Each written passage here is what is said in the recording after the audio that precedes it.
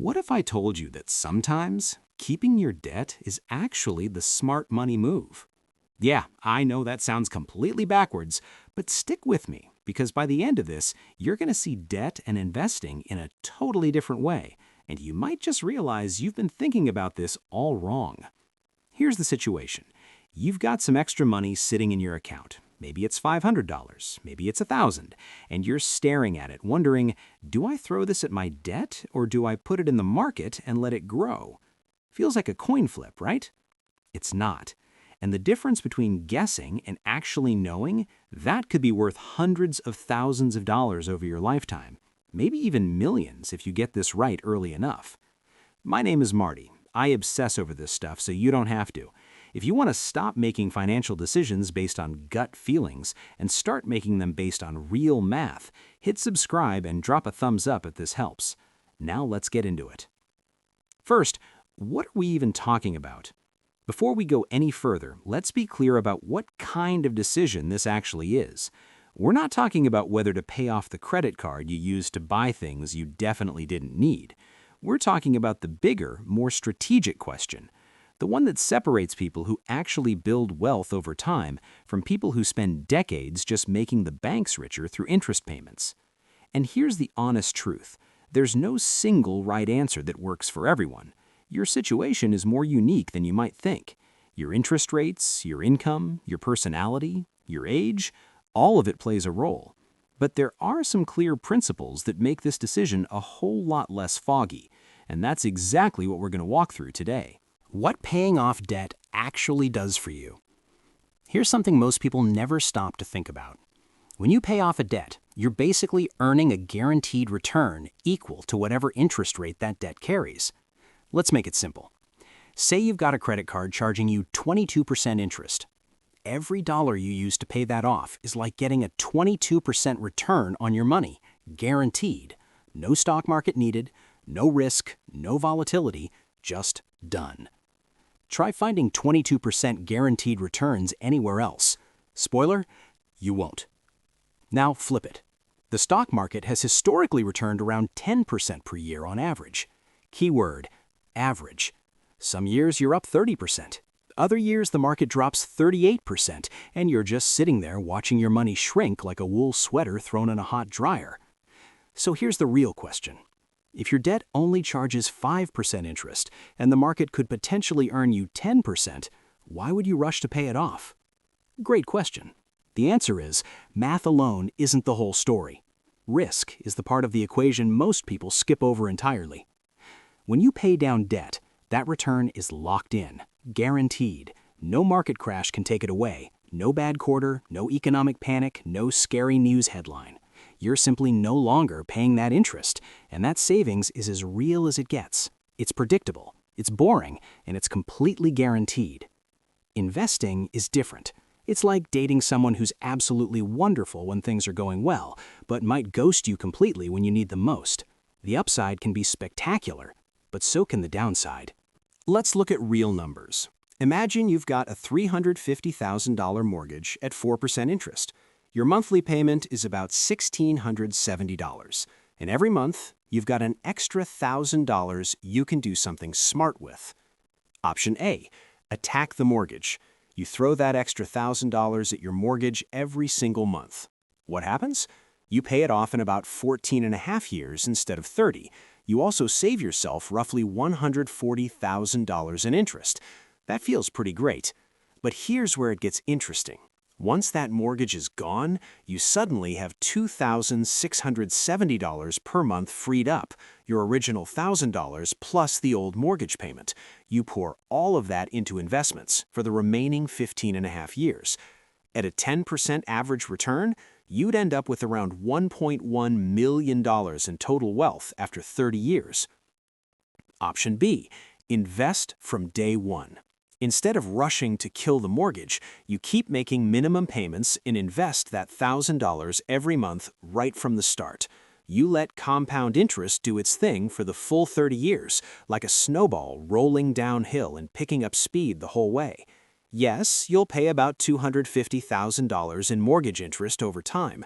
That stings a little. But your investment account, it grows to around $2.2 million. Even after subtracting all that interest, you're sitting on roughly $1.9 million in total wealth. That's $800,000 more than the pay-it-off strategy.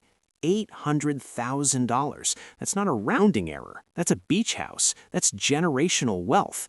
That's the kind of number that completely changes what your retirement looks like. Now, before you sprint off to dump every spare dollar into index funds, pump the brakes for a second. These numbers assume a lot of things go right. They assume the market actually delivers that historical average during your specific timeline. They assume you don't panic sell when the market drops 30% and the news is telling you the sky is falling. And they assume you don't hit a major life emergency that forces you to cash out early. More on that in a minute. Not all debt is created equal. Here's where a lot of people go wrong. They hear investing beats debt payoff, and they apply that logic to every debt they have. Big mistake. Think of debt like temperature. Some debt runs ice cold, like a mortgage at 3 or 4%. That's the kind of debt you can afford to be patient with while your investments grow in the background. But credit card debt? That thing runs scorching hot. 18%, 22%, sometimes nearly 30% interest. That's not debt, that's a financial flamethrower aimed directly at your wallet. No investment strategy on earth consistently and safely beats credit card interest rates. Not index funds, not real estate, definitely not your cousin's hot stock tip. When your interest rate is that high, the math is crystal clear. Kill the debt first. This is where the debt avalanche method comes in. You line up all your debts from highest interest rate to lowest, and you attack the top one with everything you've got, while making minimum payments on the rest. Once that's gone, you roll that payment into the next one. Mathematically, this saves you the most money over time. Now, some people prefer the debt snowball method, paying off your smallest balances first, regardless of interest rate. It's not the most mathematically efficient approach, but it gives you quick wins that keep you fired up. And here's the thing. A plan you actually stick to beats a perfect plan you quit. So if knocking out small debts first keeps you fired up, that psychological boost has real value. Student loans sit in a strange middle ground. They usually carry moderate interest rates, somewhere between mortgages and credit cards. Many come with tax deductions that effectively lower your real rate even further. Some student loans are sitting at 3 or 4%, which puts them in that gray zone where investing might actually make sense. But here's the tricky part with student loans. Unlike your house, your education can't be repossessed. Sounds good, right? Until you realize it also means you can't sell it to get out from under the debt if things go south. That's a different kind of risk we're thinking about. Car loans are another interesting case. Most hover between 4 and 8% depending on your credit score. But here's the thing about cars. They lose value every single day you own them. You're paying more money to own something that's becoming worth less and less over time. It's like paying full price for a movie ticket to watch a film that gets worse every time you see it. From a pure math standpoint, it often makes more sense to invest the extra money and just let the car depreciate at its own pace.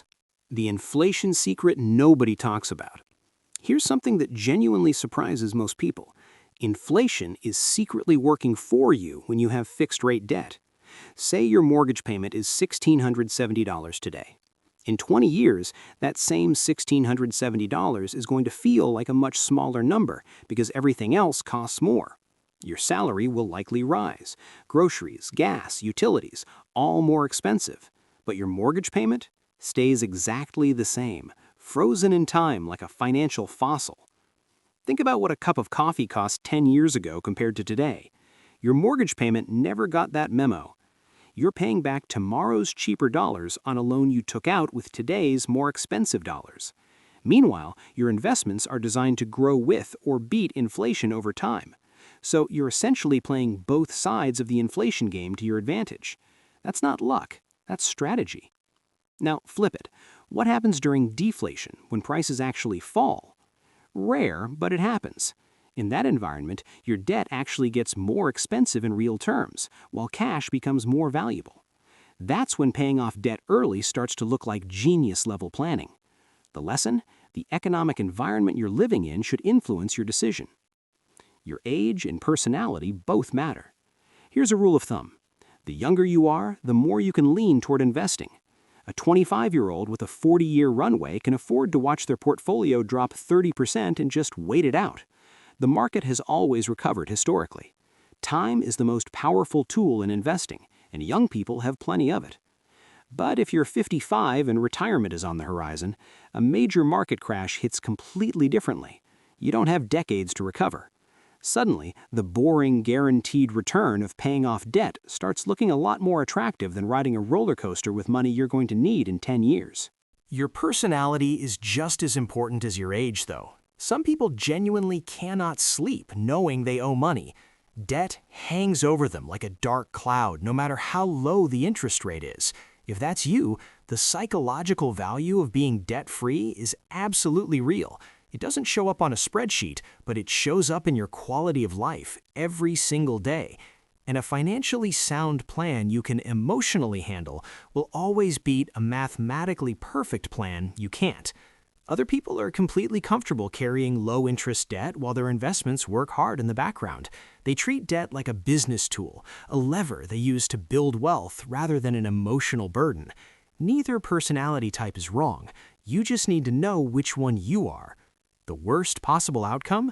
Jumping back and forth between strategies every time the market moves or a new financial guru goes viral on social media. Consistency over time beats brilliance applied inconsistently. Pick a lane and stay in it. Your cash flow matters too. Here's something that often gets overlooked.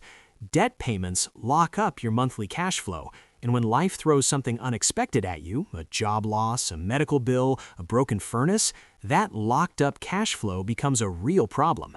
Having a strong investment account is great, but you can't pay your electric bill with unrealized stock market gains. Liquidity, having actual, accessible money when you need it, has enormous practical value that pure investment math doesn't capture.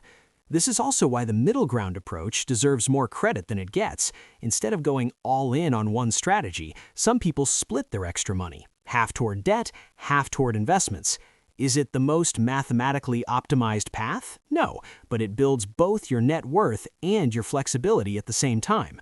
For a lot of people, that balance is exactly right. Build your emergency fund first, no exceptions. Before any of this even applies to you, there's one thing that has to come first: your emergency fund. If you don't have 3 to 6 months of living expenses sitting somewhere boring and accessible, you have a problem. Because if your car breaks down, you lose your job, or a pipe bursts in your house, and you have no cushion, one of two things happens. Either you pull money out of your investments at the worst possible time, or you pile on more debt to survive. Both of those outcomes wreck whatever strategy you had going. An emergency fund isn't exciting. Watching money sit in a savings account earning almost nothing while inflation nibbles at it feels wasteful. But think of it as the insurance policy for every other financial plan you make. Without it, even the best strategy can fall apart when reality shows up uninvited. Build the cushion first. Everything else comes after. Taxes, the part everyone forgets. Taxes quietly change the math in ways most people never account for. Mortgage interest is often tax-deductible, which means the government is essentially subsidizing part of your housing cost. Pay off your mortgage early and that deduction disappears. Worth factoring in. On the investment side, long-term capital gains are usually taxed at lower rates than regular income, so that 10% market return might actually land closer to 7 or 8% in your pocket after taxes. Not a massive difference, but it shifts the calculation a bit. And then there are tax-advantaged accounts, and this is where things get really interesting. If your employer offers a 401k match, that is the single best financial deal available to working people. For every dollar you put in, your employer adds more. That's an immediate 50 or 100% return before you've even invested a single dollar. Before you worry about debt payoff strategies or investment timing, make sure you're capturing every dollar of that match. Turning that down is the financial equivalent of leaving a stack of cash on the table and walking away. What happens when life ignores your plan? Here's the elephant in the room that most financial content glosses over. Life doesn't care about your 30-year strategy. People lose jobs, marriages end, medical emergencies happen, careers change directions. Any of these events can flip your financial picture upside down overnight. The best strategy in the world has to account for the fact that human life is unpredictable. This is another reason why flexibility matters. A plan that leaves you with some cash flow, some liquid investments, and a manageable debt load is more durable than an aggressive all-or-nothing approach that looks great on paper but shatters the moment something goes wrong. Build in some room to breathe. The goal isn't just to optimize for the best-case scenario, it's to build something that survives the inevitable curveballs too. So what should you actually do? Here's the honest answer. It depends on your specific situation. But here are the clear, simple rules to guide you. High-interest debt, anything above roughly 7 or 8%, destroy it aggressively. Nothing in your investment portfolio is going to reliably and consistently beat that rate. Attack it with the avalanche method and don't look back. Low-interest debt, mortgages and similar, consider keeping it around while you invest. The long-term math usually favors investing. Inflation makes your fixed payments cheaper over time, and tax benefits may apply. There's a real case for letting this debt ride.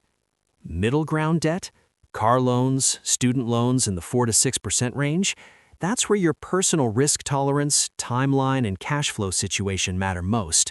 Run the numbers for your specific rates and be honest with yourself about your personality. Can't decide? Split the difference. Half toward extra debt payments, half into investments.